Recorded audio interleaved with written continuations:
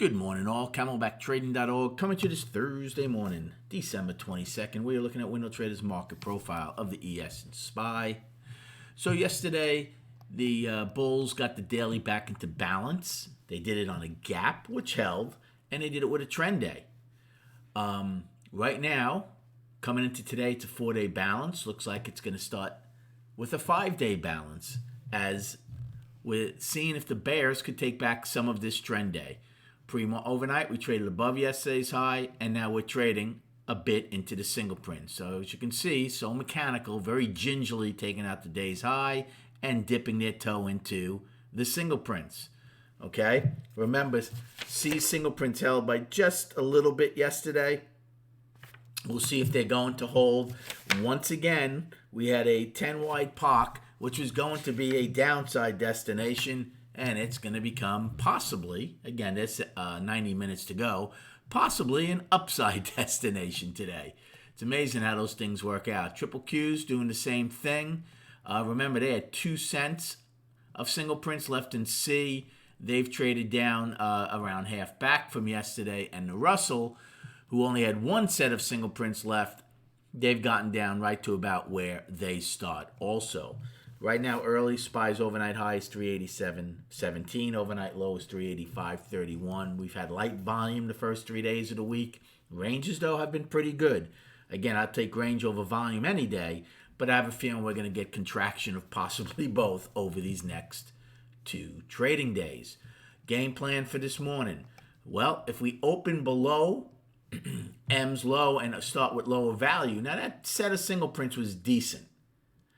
But just the way there was something to lean on yesterday, right? Things change. It's all context. Yesterday, you had the indices up, value, overnight high, IB high. All those things were so powerful for the buyers that the odds of giving back the whole day were not very good. But now today, it's different. You'd be opening with indices that are lower. You might open with lower or overlapping lower value. All those things is a different context, which could make this a heat-seeking missile for these algorithms to fill these single prints. We'll see how they react.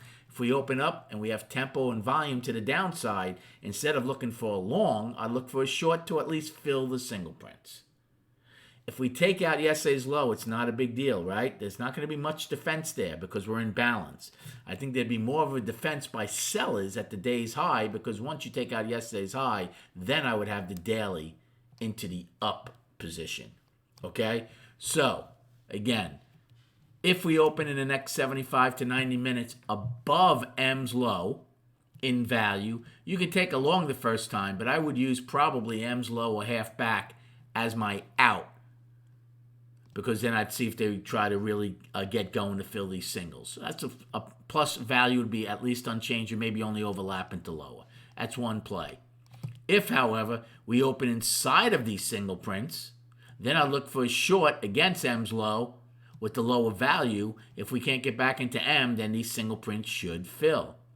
In the next 90 minutes, if we open smack in the middle of this range, well, then again, there's not really much for me to do.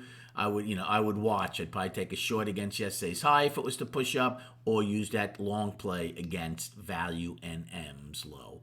All early plays that you'll be getting live in this trading room for only $30 per month. And then on the chart, so here we are, it's a 4-day balance. If we take out yesterday's high, the daily goes up. We take out yesterday's low, clearly a 5-day balance. We attempted to get over the 50-day moving average a couple of times yesterday and failed. Again, 1 day doesn't make a market. So we'll see if they do try to attack it again this morning. Hope you have a great day trading. Thanks for the likes and subscribing, and we'll recap at 4 p.m.